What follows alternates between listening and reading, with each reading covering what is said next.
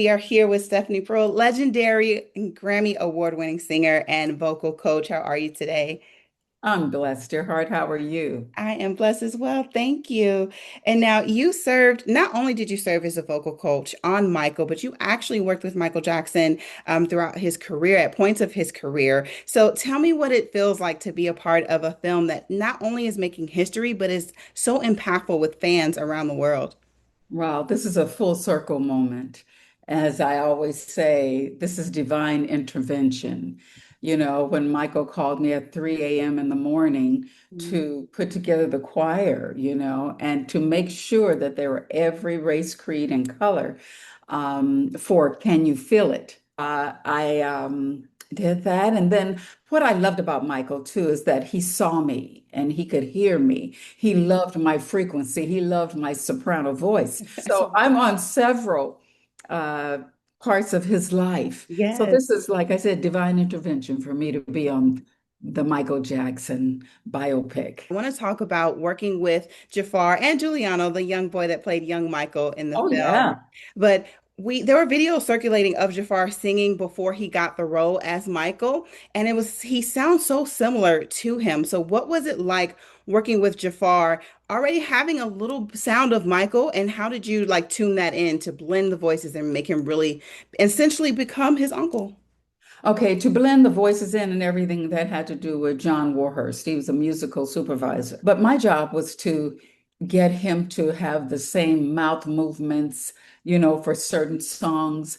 And when I went to Havenhurst, the compound, that Mhm. fabulous mansion in Encino, I went there to work with Jafar. And fun fact, I was in the studio that Michael had built for himself. And I looked at Jafar. I said, "Oh my God, Jafar, you look just like your uncle."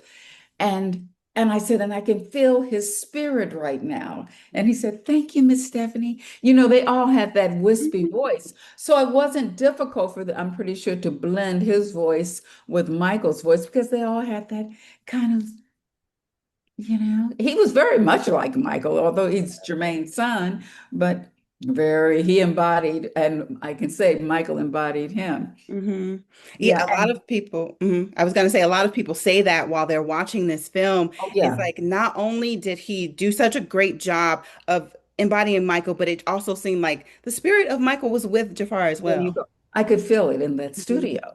That's incredible. I really felt that. And working with Juliano, who's been my student for 5 years, Okay.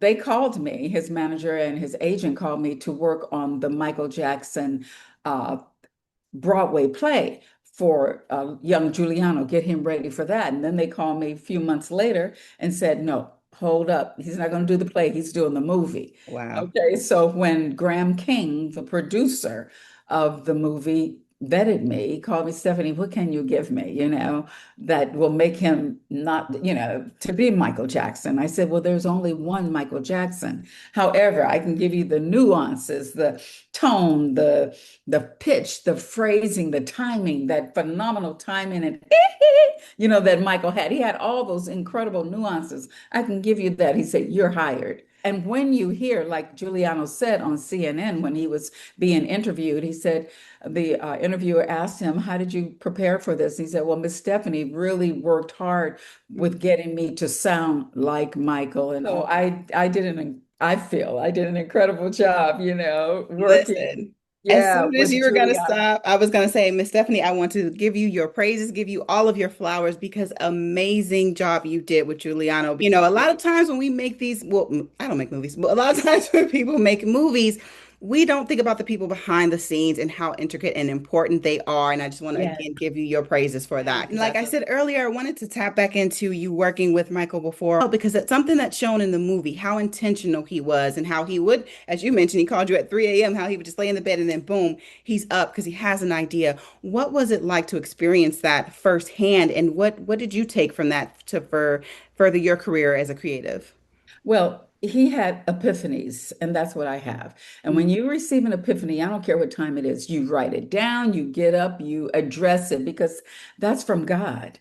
And I learned he had an idea, he had a vision. Like my book, 17 Points to Longevity in Show Business, staying focused on your vision, not the vision somebody else has for you, but the vision that God puts on your heart to come to fruition. You also spoke about him, learning from him, him teaching Yeah. you.